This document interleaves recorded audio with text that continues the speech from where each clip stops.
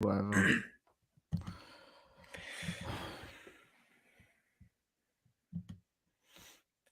Hello and welcome to this Albion Obsessed live episode. We don't do live episodes very often, but considering what we've just witnessed, it feels only the right thing to do. I don't know about you guys, but I am feeling very, very angry.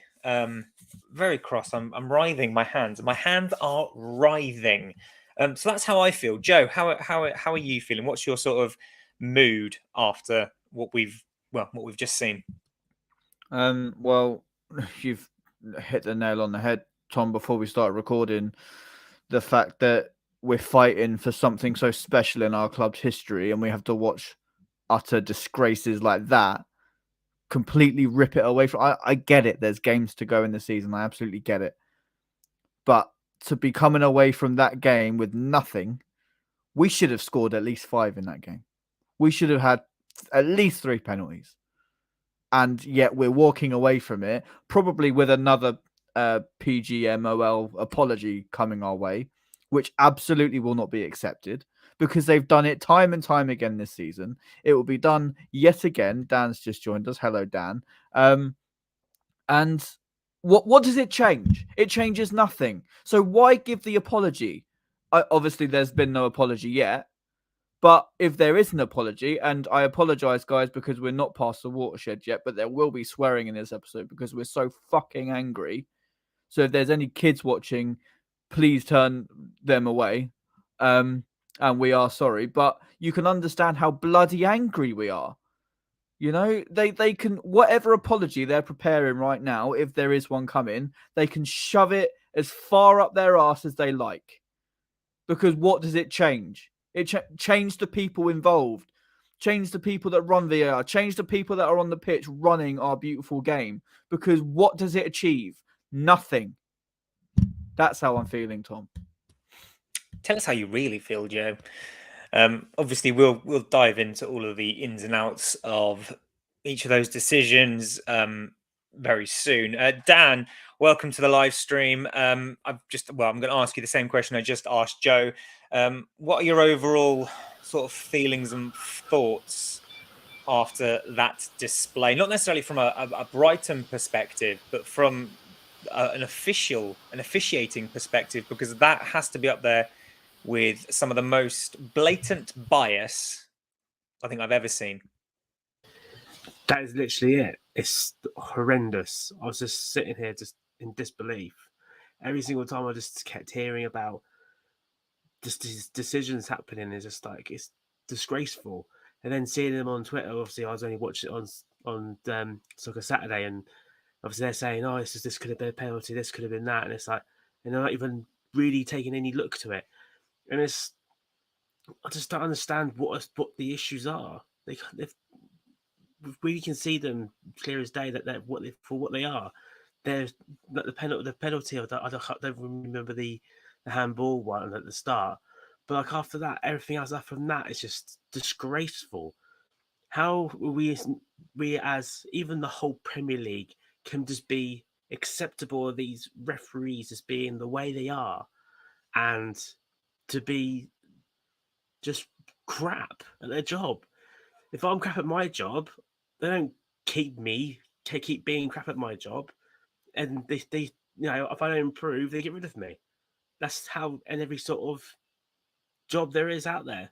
You don't keep having rubbish every time. If it doesn't improve, you get rid of them. This is what I said in the group chat. Like I really want to see at least the match official. I can't remember who his name is. I can't remember who the VAR is. Stuart Atwell was the referee today. Imagine my fucking shock, by the way. How often does his name crop up? How often? But it's like I say, I would like to see him and both VAR officials, because they're both sat there with the screen on them. They should have their heads rolled. They should be sacked next. All 3 of them should be gone by next week, even as just sacked completely or given, I'll say paid vacation or whatever, but just get rid of them. My issue with that, though, Dan, my issue with that is, though, they'll replace these no good for nothing fuckheads with the same fuckheads. That's my issue with it. It will keep going. It's this endless cycle of just rubbish every goddamn week. And not only that, it's like, will sacking and apologies get us those points? Will that give us the keys to Europe, which they clearly don't want to give us, because we wouldn't have such shit officiating like that today. And you know me, I'm the resident positive person. Not fucking today. No, and I think if it's one decision that goes against you, you can get cross and you can be a bit sort of like, oh yeah. But when it's 5 or 6, that's when you've got to start going, hang on a minute, something doesn't add up. And I know it comes across, or it can come across as bitter and I don't know what the word's, envious of like the big teams or whatever, to go on about big 6 bias. But when you see performances like that from the officials, it's really hard to not conclude that that's the case. Now let's dive into, like, as we would a normal podcast, and we'll sort of come across these. And if you are watching, guys, of course, drop us some comments. We're happy to discuss some of the big talking points. One of the big talking points, Welbeck back in the squad. A lot of angry people seeing Welbeck's name back in the starting 11. And for a moment, Joe, it looked like Welbeck had silenced those doubters when he got the ball in the back of the net. What did you feel in regards to Welbeck being back in the starting 11?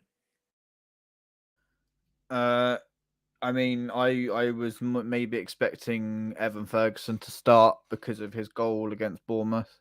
I would have felt maybe it would have been fair for him to carry on that momentum and see if he could get another goal. I've got no issues with Danny Welbeck whatsoever.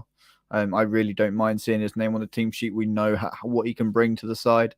For those people that do doubt Danny Welbeck, they really need to drop that agenda, because it's just utterly pathetic, because he's provided in really important moments for us, not only goals, but heading the attack with the experience that he's got.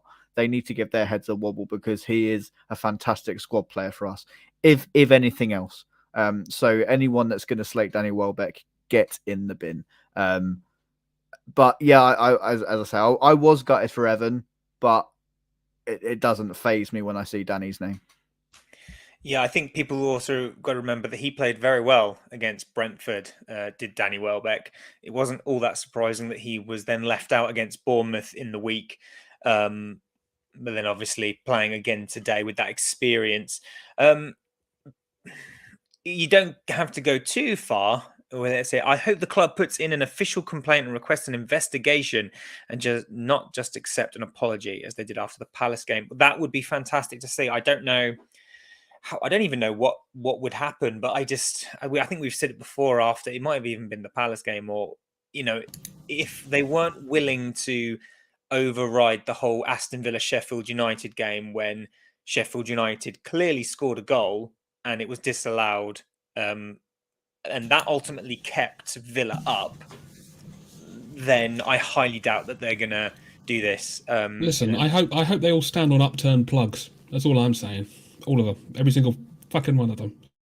And it's just frustrating. So let's talk about the very first controversial moment of the game, because it didn't take that long for it to become incredibly obvious that Stuart Atwell had no authority on that game. It all starts from a really early corner from us. It was really well worked corner, to be fair. Dyer clears it off the line and then appeals for handball. It seemed like a blatant handball, more so than the one that was given against Matoma, and certainly more so than the one that was given against Alexis McAllister later in the game. But of course, nothing was given. Dan, should we have then been wary of the sort of game that Stuart Atwell was going to run, considering he waved away a clear penalty and VAR didn't seem to be particularly interested in it either? I think with that early on as well, you sort of think to yourself, so as you say, like that one mistake, you sort of go, this might not be our day. Obviously, you're not entirely sure. You have to sort of wait and see. But obviously, then when you're seeing the rest of them come in as well, and you sort of get to that point. But I don't think early on. But I was trying to remember to see it, and every time I kept seeing it, I wasn't sure how clear cut it was myself when I was looking at it. But obviously, if it touches the hand, you see it all the time. At least wherever it is, wherever the hand is, up here, down there, wherever. And if it the ball touches your hand, it's a handball. You know, that's how it should be. But it's not always the case. But you know, it's just one of those things where it's down into interpretation. But obviously, to us, it'd be a handball. But obviously, for some reason, to him, it wasn't. I think what makes me angry about this decision in retrospect is that, in my opinion, that was far more clear and obvious than the Matoma one, which we will talk about in just a moment, because there's some extra context there that I think makes that goal even more so that it should stand, but certainly more so than the Alexis McAllister one. But no, for me, that was an early indication, Curtis, that Stuart Atwell was going to be what fans like to deem a homer, which is a referee that always sides with the home team. What was your interpretation of that early corner routine that, in my opinion, should have led to a penalty? I mean, I agree with what Dan was saying. Essentially, I couldn't get a very good look at it due to where I was watching it and what have you, and I was a little bit behind. But to me, it looked. Yeah, I agree with you, Tom. It looked even more a handball than the apparent handball that followed. So it was infuriating. It was one of those things where I just went, "Uh-oh, it's going to be one of these. It's going to be one of these," and it was most definitely one of those. Yeah, it really was. Tom, I'm going to bring up the Matoma handball on screen right now. Okay. That is what we're on about with the handball from Matoma. I understand that what the image on screen, I haven't really maximized it as much as I could, but if you can see that on Twitter, it's on Albion Obsessed. We've put it on Twitter. You can see that ball is probably 75% on his chest and the rest of it on his sleeve. I saw another graphic, Tom, that said the new handball protocol. I'm so angry I can't even fucking talk.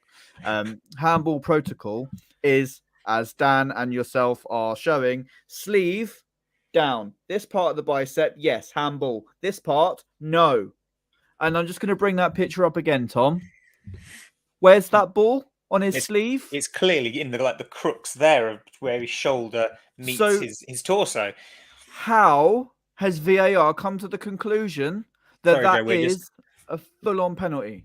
How? Because this badge isn't a Tottenham badge. That's we've got a few comments, so we're going to just quickly shoot through these, Tom, before we go on. So Ashley says, just in the McAllister one back, it hits his hip. Oh, my head is hot. Absolutely. Not only that, but one of the angles isn't even a conclusive thing because his back turns. And also McAllister is trying to get his arm out the way and is not making himself unnaturally big. So correct me if I'm wrong, guys, but that is not a handball. No.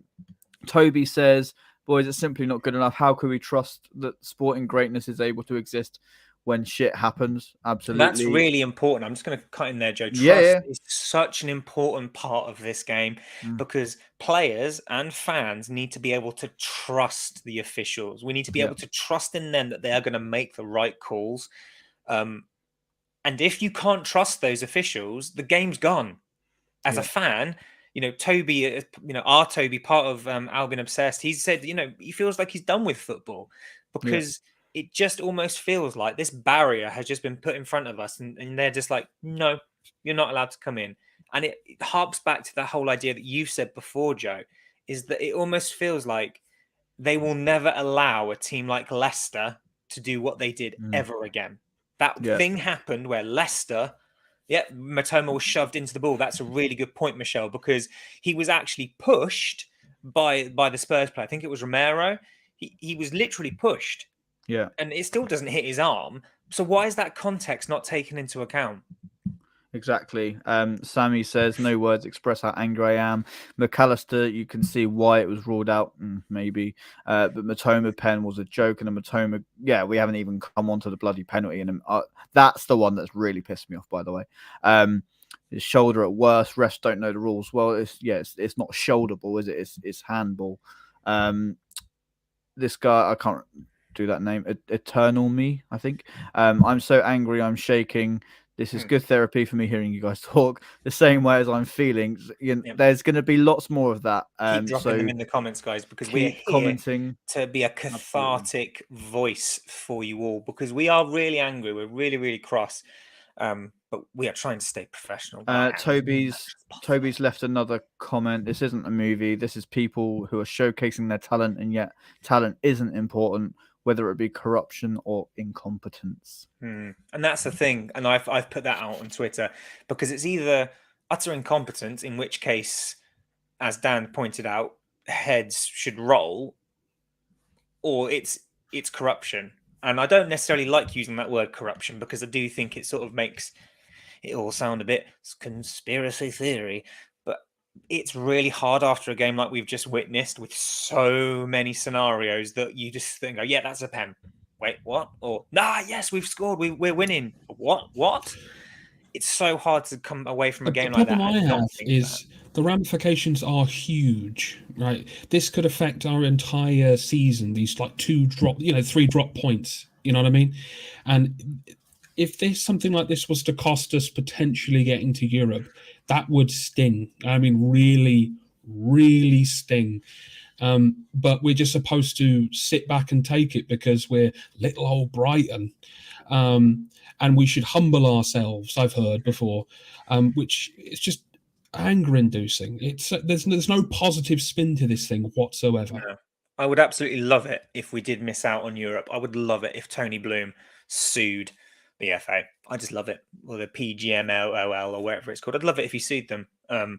Because Ashley says, if the fear of European football is gone. Now, I was having this conversation with my dad before the game, and I said that if we beat Spurs, European football is as good as nailed on. But what I will say is we've got to remember we do have those games in hand. Now, I know Villa are ramping up the table, but they've played 2 more games than us. Brentford are sort of having a bit of a wobble. I don't think top 4 is achievable, if I'm honest. And I think today really put a big dent in that. We've still got some really tough games to play. So our run-in isn't particularly kind, but we do, as I say, have 2 games in hand on the likes of Villa and on Brentford. So there is still a big possibility that we could make Europe. Whether we will be allowed to make Europe is another matter. The March penalty versus Villa, the Estupinian offside versus Palace, 3 pens, 2 BS ruled out goals, and countless other occasions during this season. It's hard to believe there's not a level of Big Six protection. Oh, no arguments here, because after today's performance from the officials, it certainly seems that way. It's very much a case of Brighton getting the worst of it here, because we talk about, we've got a lot to talk about the controversial decisions anyway. But Son, who's been in bang average form, done pretty much nothing for most of the season, scores an absolute worldie. It's just sod's law. Again, you go from one end of the pitch to the other, get denied a penalty, and then Son, a player who's not in form, scores that. I mean, it was a bloody good goal, wasn't it? And it's but again, it's just that frustrating, because you sort of go, we should have had a penalty. We could be 1-0 up, because you'd bank on McAllister to score it. So there was that. But brushing over that, we've spoken about the Matoma handball. What I didn't like about that as well was the linesman that flagged for it. The referee was happy with it, but the linesman flagged. And then why didn't Stuart Atwell go to the monitor? Why? He didn't go to the monitor. He was just told, no, rule it off. Because they're backing up their buddies. That's why, Tom. Because God forbid they actually make a mistake. God forbid they're actually held accountable for making a mistake. The moment there's a referee error, unless it's blatantly clear, blatantly clear, they will never go to the monitor and rat out their friends. Why would they? That's what it is. The refereeing community is a community of friends who will back each other up. So VAR aren't going to sit there and go, Stuart, mate, you've made a massive howler there. There's no way that happens because there's just no way will they be held to account. William says, like you said, FA, PGMOL, and the PL will never let anyone that isn't a fan of the Big Six, blah, blah, blah, blah. They'll try to stop us at any cost. And yeah, it just reeks of that, doesn't it? It just absolutely reeks of it. Oh, sorry, Stuart, have you seen that Brighton are playing Spurs? Yeah, probably should just gloss over that one for now. Maybe they might score again, and this will all become, null and void. But this one, no, we'll let that slide, guys. I bet the officials were fuming when we actually did score a goal and they couldn't chalk it off. Yeah, I agree with what Joe was saying, though. They're never going to own up to the fact that, like, someone they're working with might be wrong. Like, why would they do that? It's so frustrating. I mean, like, but it's okay, guys. We're going to get a nice written statement to us, so we can frame that one along with the other fucking statements that they've sent to us this season. So,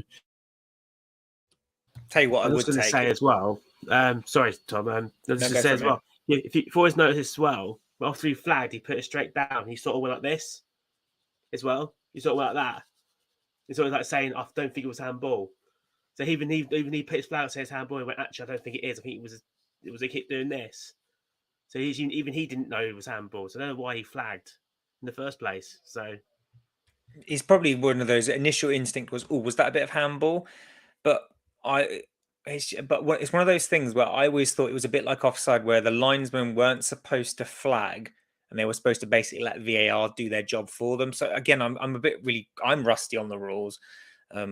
So that was a bit confusing. But again, my big point here is, why wasn't Atwell told to go to the monitor? Why wasn't he told, go and have a look at this, Stuart, see what you think, let us know, and then we'll have a little chat about it. And I know that takes longer, but if that means we get the right decision, why? But it shouldn't even why have can't to they take do that long. it? Rugby, we always say it, rugby manages to do this so well, and football is just I guess it's either gross incompetence or Dunk scored a goal on his 200th Premier League appearance. Wow, how fantastic was that, Joe, to see our captain towering in that corner. We scored from a corner. Do not panic. Do not adjust your headsets. We scored from a corner. Joe, how fantastic was to see the captain score on his 200th Premier League appearance. Yeah, marvellous, wonderful, great. I mean, what else can you say after the absolute shambles that followed? Yeah. Okay, no, let's put this in sole focus. Lewis Dunk has just hit 200 Premier League appearances for Brighton and Hove Albion. That is a monstrous achievement. Absolutely fantastic. And to mark that with a goal, yes, it's going to be tainted with what happened, whatever. But I think he can be proud, first of all, that he scored from a corner. And secondly, that, he's got to mark that occasion with such a fantastic header as well. And his first goal of the season, if I'm not mistaken. So that's, brilliant for him. I think it's his first goal of the season. What about that one that came off of Tarek? Tarek. First Premier League goal of the season, and I'll save myself there. But yeah, amazing achievement for Lewis, and how lucky we are to have him as our captain. And I absolutely love it that he stamped on fucking Romero's foot. I wish he did it harder. I really do. What an absolute travesty of a man Romero is. Fucking McAllister should have been in his ear as his fellow countryman saying, "Grow up, you absolute." I was going to say the C word, but I won't stoop that low. It was the delayed reaction that made me laugh. It was just embarrassing. We'll talk more about Spurs play acting a bit later. I'm so angry, I can't even. We're right there with you, Alfie, my friend. We're right there with you. I never want to hear anyone say Brighton will be disappointed they couldn't score more or do more themselves. I'm fed up with hearing that. We don't need to accept that. Yeah, no, 100%, Broby. We can't. We should have walked away with at least 3 goals, if not more, from penalties. And that's down to the officials. Curtis, how happy were you to get in at 1-1, considering we were playing against 12 men at half time? Very happy. And I was very, very happy for Dunk, who, I mean, it sort of felt written in the stars that he happened to score today. I was like, yes. And we scored from a goal, which is just a miracle, and from a corner, which is a miracle in its own right, which is outstanding. Because, you know, in the chat, we've been talking a lot about how poor some of our set pieces have been as of late. So that was good to see. And I thought, you know, coming into the second, I thought, again, I wasn't worried. You know, I wasn't worried coming into the game. The second half, I was like, if we keep playing like that, we can definitely get something out of this.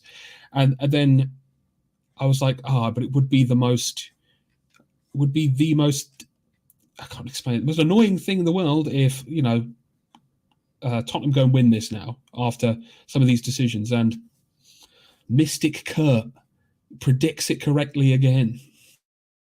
Yeah, I mean, at halftime, I was really confident that we could still get something out of it because I thought Spurs were absolutely abysmal at the back. Absolutely abysmal. How someone like Eric Dyer has that many England caps is just an absolute travesty. But no, I genuinely thought the game was still there for the taking. I think that, as I say, Stuart Atwell, massive homer. Everything was going the home team's way. He wasn't interested in the amount of times that Spurs players committed fouls and it wasn't given. RDZ well missed the semi-final. We should appeal it considering he had nothing to do with what happened on the touchline. We will be talking about that in just a moment, Williams, because I agree. We'll talk about that in just a sec. But before we even get on to that, we need to talk about another one of the controversies, and that was Welbeck's disallowed goal. March feeds Welbeck really well. Great bit of skill. He cuts inside and he finishes past Lloris. However, VAR intervenes. Stuart Atwell seems really sort of hesitant to say to the Spurs players and the Brighton players, right back to the centre circle, let's crack on. He's almost waiting for it to be ruled out. And now I want to see it again before like I fully commit myself. But my initial instinct, and having watched it several times, it hits his hip. So I saw it as it hits his thigh, and then it goes in. But his hands are down by his side, and he's turning his body. What more can he do? Again, this is so much less of a handball than what Spurs got away with in the opening 5 minutes, and it's like VAR can't find the angle or the evidence to give us a penalty against them, like a casual stamp on the foot or a handball or Lewis Dunk being dragged to the ground or anything like that. You can't find enough evidence for that. But hey, the ball hit McAllister's thigh or his hip. Oh, we got to disallow it. So that was travesty number whatever travesty we're on. And that's when it all started kicking off on the touchline. So from what I saw of like the replays and whatever, someone flicked Croft's ear, like went up behind him, flicked it. Now I know De Zerbi did give it a bit of yelling beforehand. So De Zerbi yelled a bit, he went blah, blah, blah, blah, blah. And then someone flicked Croft's ear. And so it all started kicking off. By the way, I liked your Italian there, Tom. It was really amazing. And then apparently the commentators seem to suggest that the reason that the 2 coaches were sent off was because they weren't controlling their benches. So even though they weren't particularly involved in the clashes of staff, they're the ones that have been sent off. So as a way of an apology for the abysmal officiating, I think Mr. Howard Webb should rescind Roberto De Zerbi's red card, because I think that was poor. I don't think they should have been sent off because it's not them that got involved. It was their teams, respectively. So yeah, and that was travesty number the next. So yeah, let's get on to travesty number back to the travesty number. That one, Danny Welbeck goal. In your opinion, should it have stood? Well, if it hit his hip, then definitely, because it's not handball either. That's not your hand. If it hits your hip, it's not your hand, is it? This is Yeah. human biology with Dan. Your Yeah. hand is not your hip. They both start Exactly. with the letter H, but they are not the same. Thanks for watching the Albion Obsessed podcast, everyone. Goodbye. Every day's a teaching day. You learn something new every day. I always say that. You learn something new every day. Your hand is not your hip. Good night.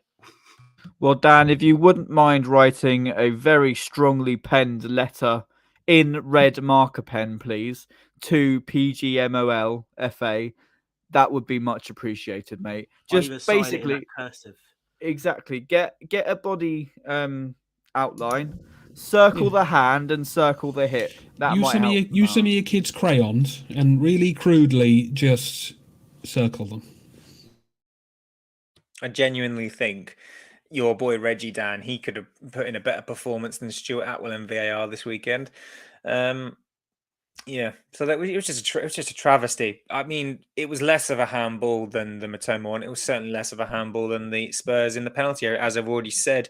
This is when I started getting a bit sort of, oh god, they're not going to let us win, are they? They're just not going to let us win.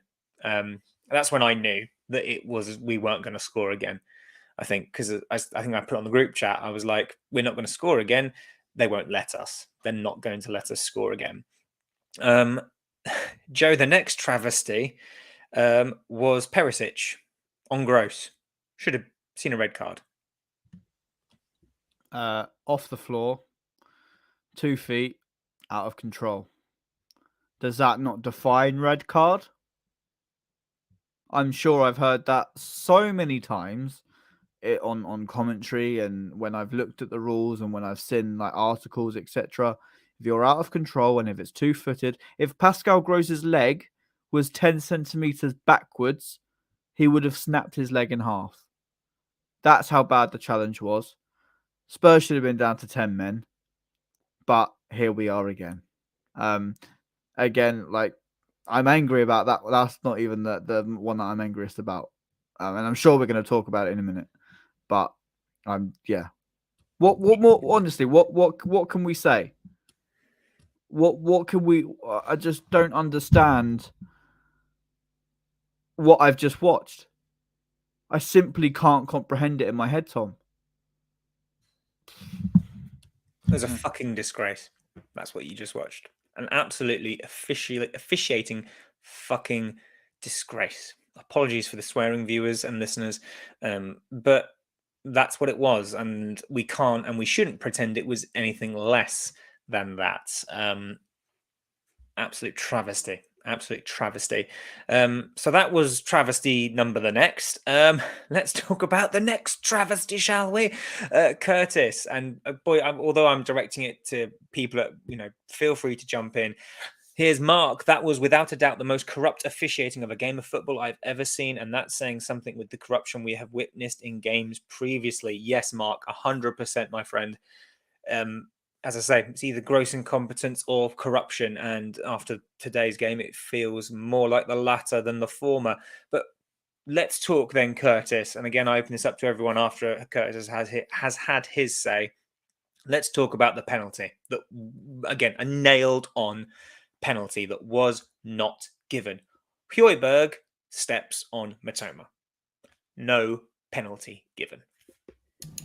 I mean, where do I possibly begin with this? I mean, it left me completely speechless, to be brutally honest with you, because and the other two, you could maybe try and find a way to maybe explain why they were not given, maybe at a very long stretch, in my opinion. But this one, this is the one that really just sent me right over the fucking edge with an anchor attached to my ankle, right? This is the one that really, I was just so furious at this one, because this one, it was just the most blatant out of every single one of them, right?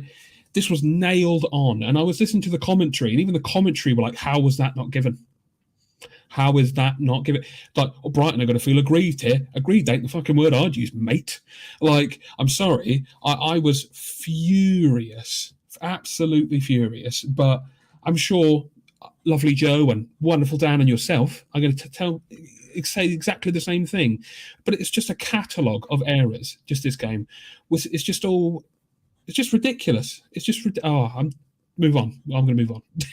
I can't comprehend in what world that isn't a penalty.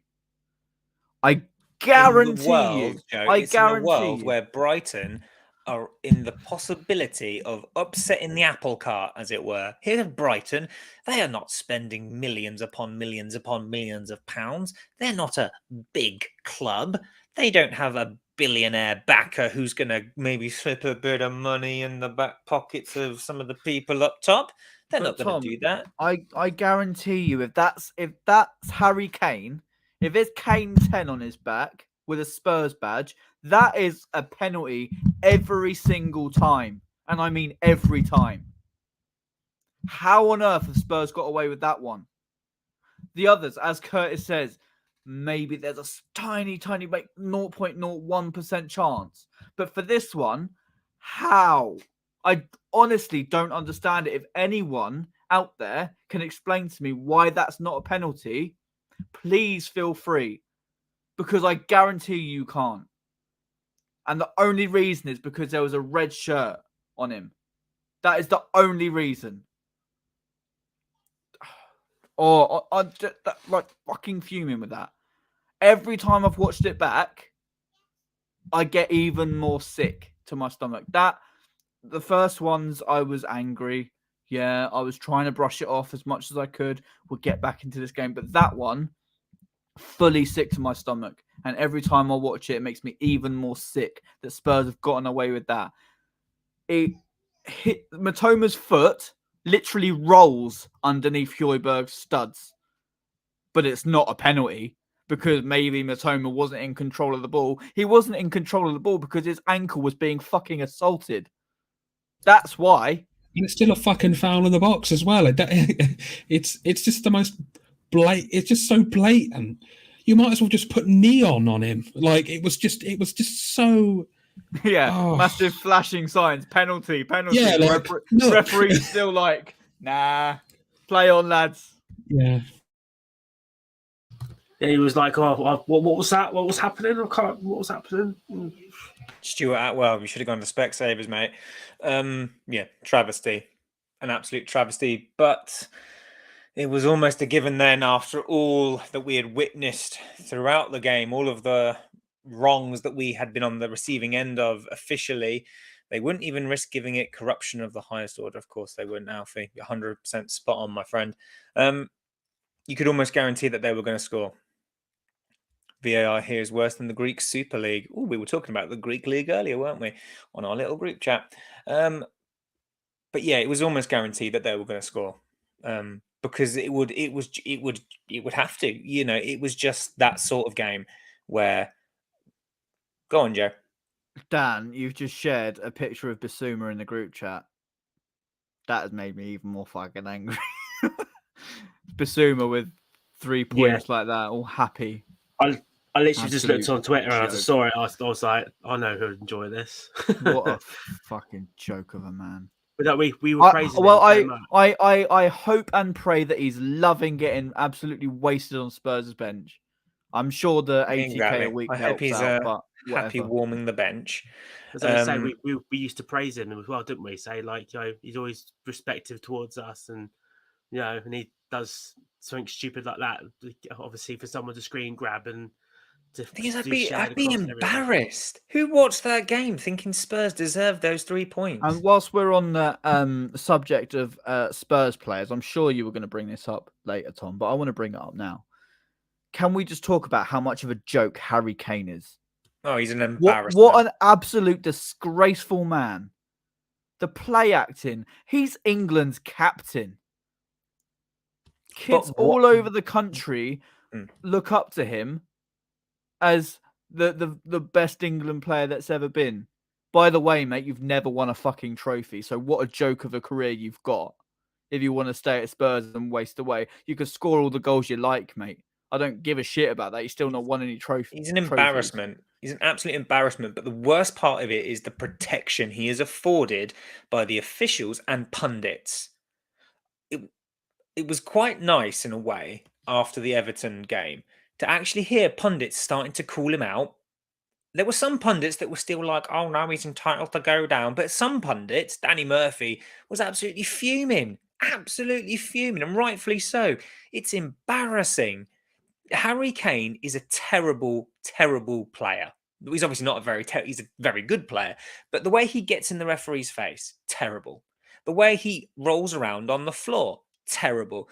The way he does that thing where he doesn't jump and lets players jump over him. He did that to Lallana a few seasons back, and they won a bloody free kick which they scored from.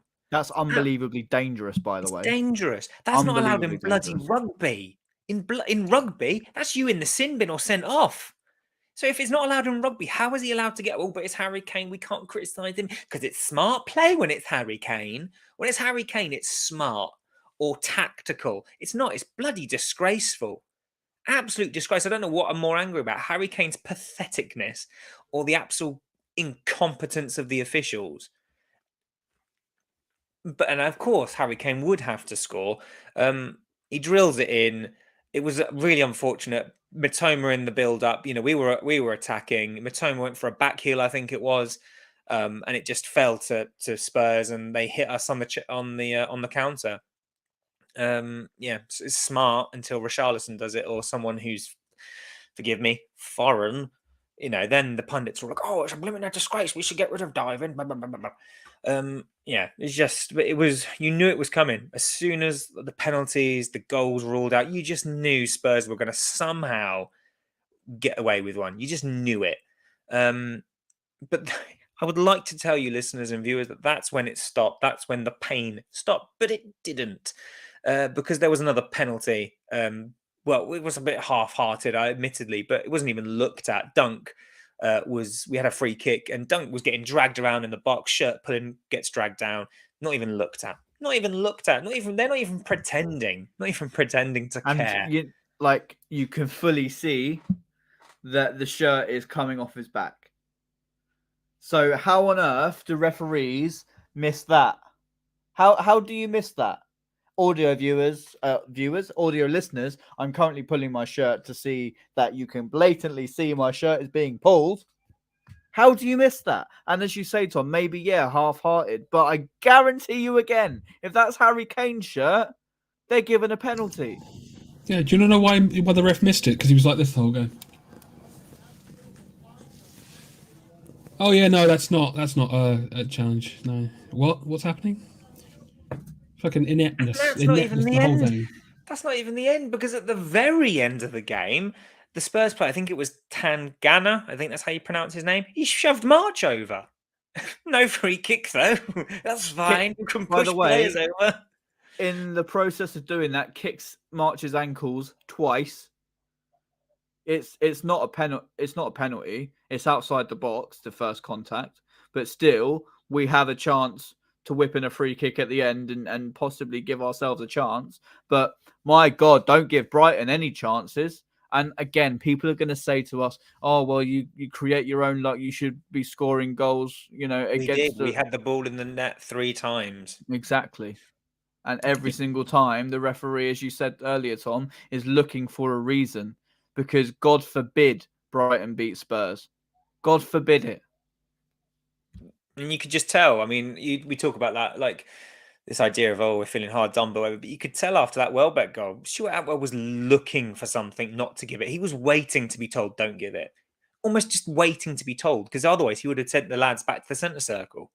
At that time, I was listening to, because I was on the way back from Arundel.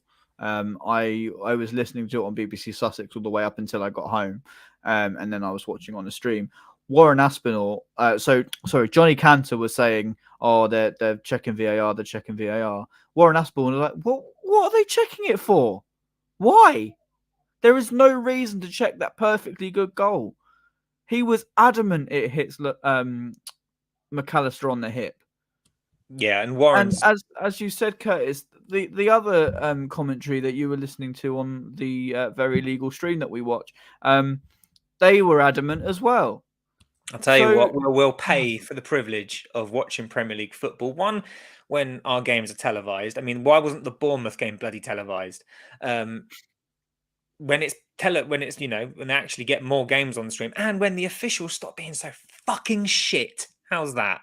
Can I ask, have these officials ever played the game? I understand we haven't, and we're having our opinions on it, but these people that have played the game at high levels, the pundits, are all saying blatant penalty, blatant goal. What do these officials go off of? Do they go off of what they expect should happen, or do they go off? The difference is, though, Joe, is like it's their job to make sure the games run smoothly. That wasn't smooth. I can tell you that. That was definitely not as smooth as it could be. But yeah, from Mark here, it's about time that the VAR officials stood in front of a screen and pointed out the decision. Yeah, explain to us what your thinking is, what you're working out is, because we wouldn't be having these conversations. Because if you were like, oh, this happened in this way, so that's why this wasn't given. But otherwise, we're just left here questioning every fucking thing that you do. And we don't want that. We want to be able to enjoy the game and not ever speak about the fucking referee or the VAR. No, Which we don't this whole enjoy doing these podcast, by the way, this whole podcast has been about it. How many times have we said this season we don't want to be talking about this shit, as you was about to say, Tom? And I think maybe it was a couple of games ago where we literally didn't even mention the referee. And how fucking fantastic is that? Where you can go to a football game and not even notice the referees on the pitch because the correct decisions are there, bang, straight away. Great. Don't focus on the referee. Focus on what you can do in the next phase of play. I was watching that game, and every 2 seconds I was thinking, what's the referee going to do now? What's VAR going to pull up? And that shouldn't be the way. No. The thing is these aren't enjoyable podcasts. We haven't given Dunkey his kudos for making 200 Premier League appearances. We haven't talked about the fact that we actually scored a goal from a set piece. We haven't talked about, actually, we played really well. We dominated possession. We dominated the game in the first half, especially. The second half went a bit to pot, but you can't blame the players for that, considering what happened. I'm just going to run through really quickly some of the disastrous things. I know we've talked about in depth, but here's like a rundown. So within the first 5 minutes, we were denied a clear penalty. We had a goal wrongly ruled out for handball. We had another goal ruled out for handball. De Zerbi was sent off for something that he didn't even participate in. We were denied a clear penalty. And then we were denied another arguable penalty. And then, as I said, towards the end, and then they should have had a red card. It was just a shocking day for the officials. And I genuinely wonder if the pundits on Match of the Day, TalkSport, and all these other people, I wonder if they're going to call it out. It'd be really refreshing if they actually called it out. I want to hear Gary Lineker on primetime television look into the camera and say, that's not okay. That's not good enough. It's not good enough. It's good to see like a big page like Mark Goldbridge. He just put a video out about how we were effed over essentially in the game. And I do hope, I agree with what Tom said. More of these big pages point this out, because this is not okay. I mean, this doesn't even have to be us. I mean, I feel like as a football community, we will always look at other games and be like, how's that allowed? Or why, it's frustrating. Yeah, that was the graphic we spoke about earlier. As you can see there, quite clearly, it's not a handball. At best, it hits his shoulder, which, according to the graphic on the right-hand side of the handball interpretation rule, it's not a handball. So if it's not a handball, what is it? Well, if it walks like a duck and quacks like a duck, it's corruption. So PGMOL, or whoever you are, you can shove your apology up your bottom. And instead, we would like 3 points docked from Tottenham Hotspur and applied to us. And we never want Stuart Atwell to referee a game again. And if he ever referees a game at the Amex, I hope he has 90 minutes of gravel or something in his shoe that he just can't get out. It's that annoying little pebble in the sole of your shoe that you're just trying to wiggle around and get out, but he keeps taking his shoe off and goes, I can't find the bit of gravel or rock, and it just really annoys him. You can see why referees get so much abuse. I'm not condoning it, of course not, but you can see why. I'm not trying to justify it. you can see why. But the biggest problem, I think, also for the refs these days as well, is there's so many voices in their ears telling them what's right and wrong. And and you're like, when... Hold on, let's have a look at this again. Yeah, I mean, come on. Oh, I don't even wanna Whoever was on see that. VAR who said that wasn't a penalty, they need to lose their job. Yeah. They Yeah, need but to... But what annoys me is to say, when the ref makes a clear decision that something's a goal, and he's got two different voices in here going, "No, actually, no, that's not quite right. You need to take another look at that." And then, you know what I mean? It's just there's no cohesiveness. We want VAR exactly that, needs a complete overhaul. and we want transparency. It needs more transparency, but it needs to be more like rugby. I keep saying it. In rugby, you can hear what they're saying, and you can hear that conversation of, "Oh, Stuart, just go and have a look at the monitor, mate. We think this. Maybe just have another look at it." And then if it's more open and more transparent, there's nothing wrong with that. But what the problem we've got is there's no transparency. There's no accountability. I respect everyone on and off the pitch, especially coaches. I don't like when people don't respect me. Yeah, there were some handbags before the game about some comments that the Spurs interim manager said about De Zerbi, about how it wasn't his success, it was Graham Potter's success, which I think is laughable, considering if you know anything about Brighton, you know what we were like under Potter, and we're very different under De Zerbi. But no, it's just been a bad day at the office.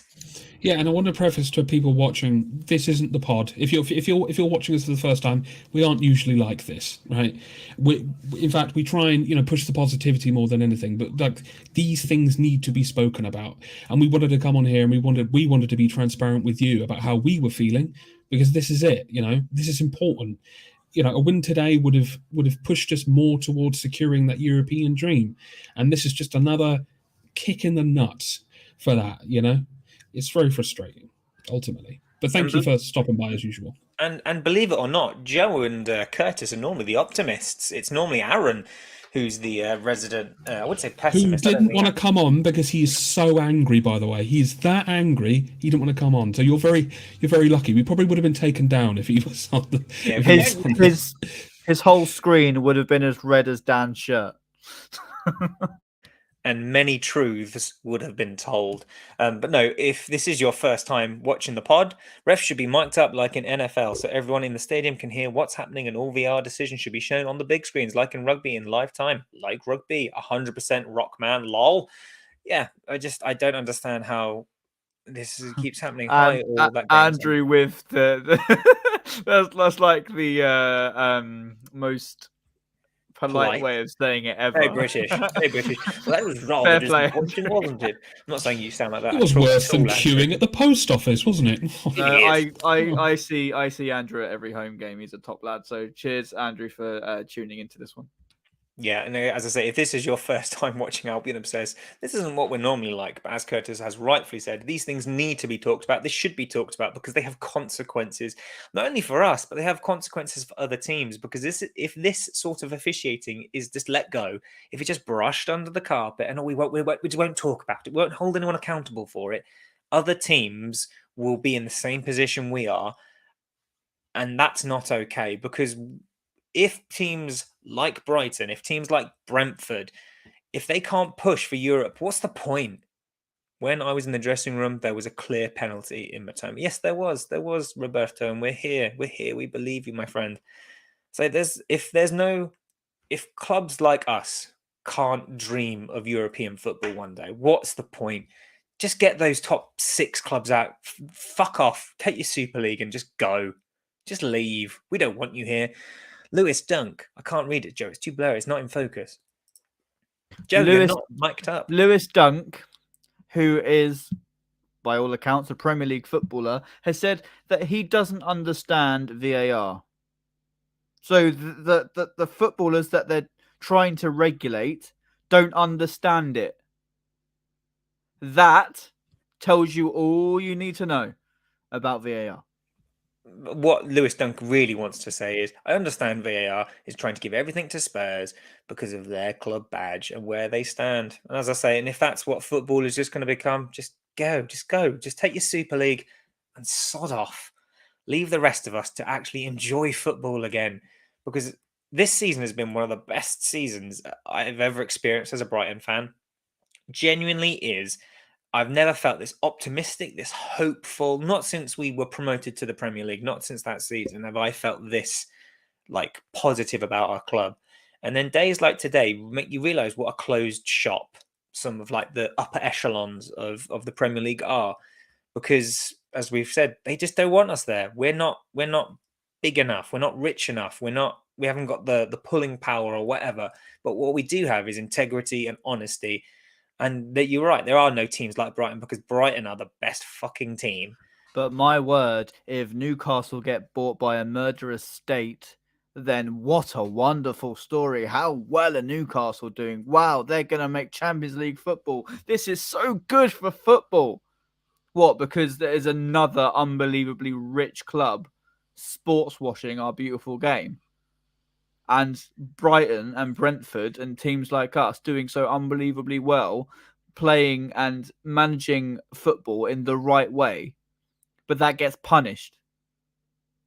It just makes my mind just, yeah, honestly, just I don't even know what to say. No. And let's just, let's not pretend that, this is anything, this is the Premier League. This is the Premier League. This is the big time. And when you get to a certain point in the big time and you start knocking on doors, things will start happening to stop you from knocking on that door. That's what it feels like. And you shouldn't feel like that as a football fan. And what message does that send to the rest of the Football League? If you get here, we ain't going to let you succeed anyway. By the way, Joel Veltman, all the tricks they did, laying on the ground and buying fouls, says enough about them and our performance. Yeah. Now, we are in dangerous territory of risking of repeating ourselves because of just how angry we all feel about this performance. And I don't want to do that. I don't necessarily want to leave on a bitter note as well. We want to leave on a positive note, and that seems really hard today. So what I will say is Brighton can hold their heads high in the sense that we did everything we needed to do on that pitch today to win that game. We didn't have to resort to theatrics to get fouls. We didn't have to resort to conning the ref. We played our game and we were robbed. And that is something at least we can take away from that and say, you know what, we did enough to win that game. And it was only because of corrupt officials that we didn't. So they're obviously working really, really hard to stop us. And another positive, again, congratulations to Donkey on your 200th Premier League appearance. Congratulations on an amazing goal today. You truly deserve that. And I'm so sorry, you couldn't get the win, which you truly deserved. But, we've got to now try and brush this aside and move on to the next game, because they're just going to get harder and harder from here. So let's just try and keep that togetherness and just keep pulling forward, because that's all we can do as fans, because we can't change any of this that's happened today. And nothing will change, because again, it will just be a written apology and that will be that. But as I say, on to the next game with all this positivity and cheer on the lads. We've got this. Announce another full-time goal at Wembley. Let's look ahead to the next game, shall we? We're playing Chelsea next, and I don't know about you boys, maybe it's a bit petty, a bit childish of me, but I was really hoping we would go to Stamford Bridge and we would play against he who shall not be named, because I was really hoping that we'd be the final nail in his coffin. But we don't. We go to Stamford Bridge and they're playing under Frank Lampard now, which is a bit of a strange appointment, but that's not for us to delve into. Joe, putting your anger aside from today's game, your very justified anger, I might add, do you feel confident about going to Stamford Bridge next week? Yeah, because our players are going to be absolutely fuming. Roberto De Zerbi is going to get them unbelievably fired up in the week. I understand Chelsea lost 1-0 away to Wolves today. So that just tells you what an absolute travesty their club is at the moment. I've used that word a lot because honestly, I still can't think straight. I'm trying to put my anger to the side, Tom, but I'm really still pissed off.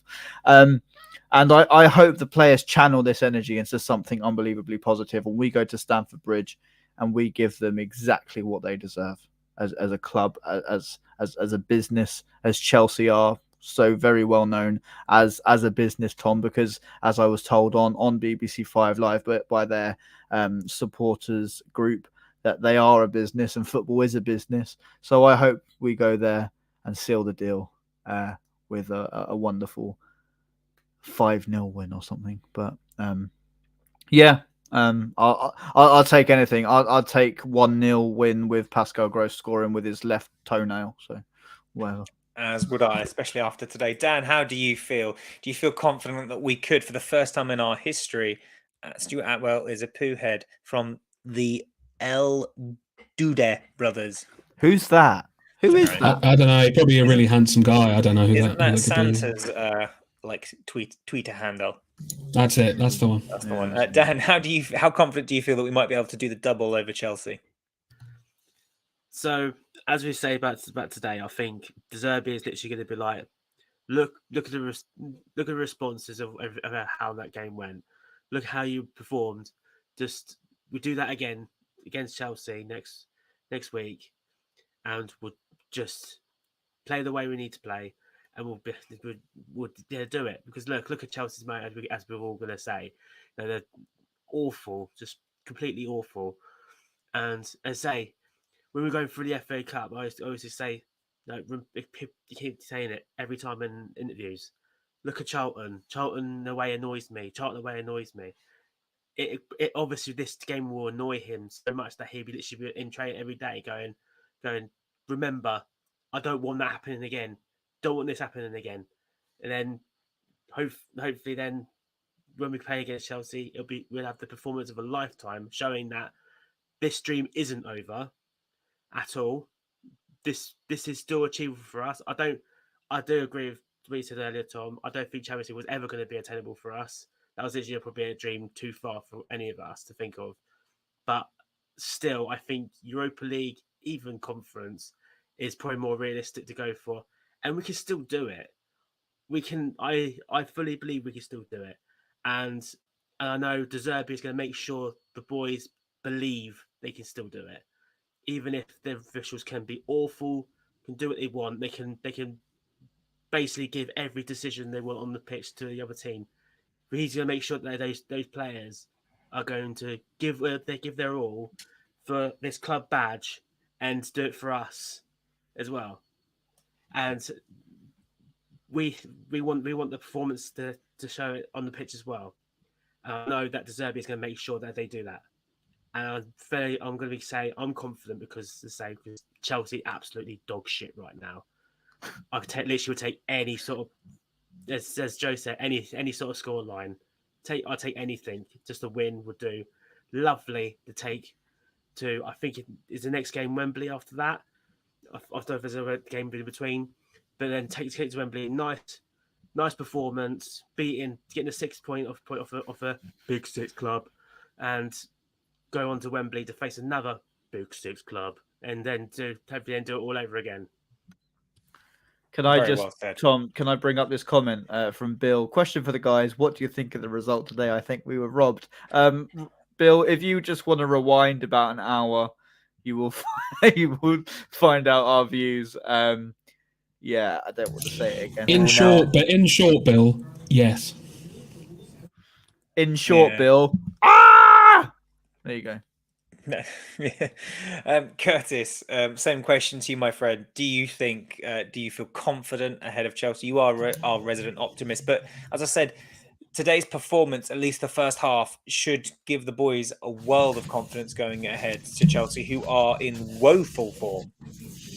I mean, again, not worried about it. I mean, they play like, 2-year-olds in a waterlogged sandpit. They just look bloody dreadful.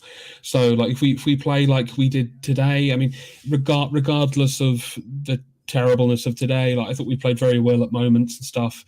So if we take that same tenacity to Chelsea, we've got this. We've got that. I don't doubt it. I'm not concerned about them. I'm really not concerned about them at all.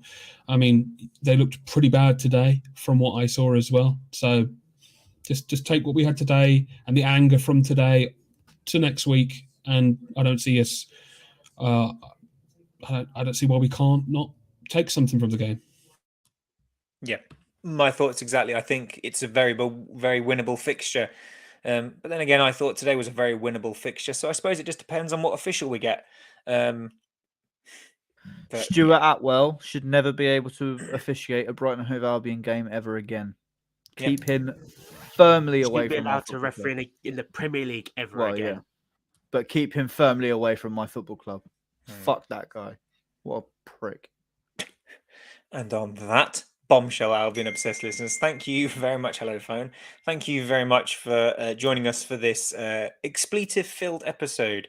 But we have just been ranting and raving, getting our thoughts and feelings out on the open.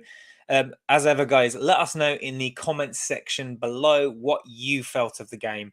I'll be very interested to also hear from some Spurs fans if they did stumble across this video, because I'd like some genuine and honest feedback about that. Because I'd like to think that any honest Spurs fan would look at that and go, yeah, we got away with one here. But anyway, don't forget to like, share, and subscribe for some more content that normally isn't this expletive. We're normally much calmer than this, but today's was a special occasion. In the meantime, wherever you may be, whenever you may be, have a lovely day. Except you, Stuart Atwell. I hope you tread on some And Lego. everyone, don't forget to keep it real. Today, boys, I might need to find a river for other reasons than rehoming salmon.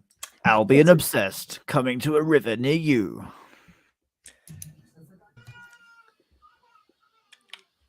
Yoga. It's really good. See you later.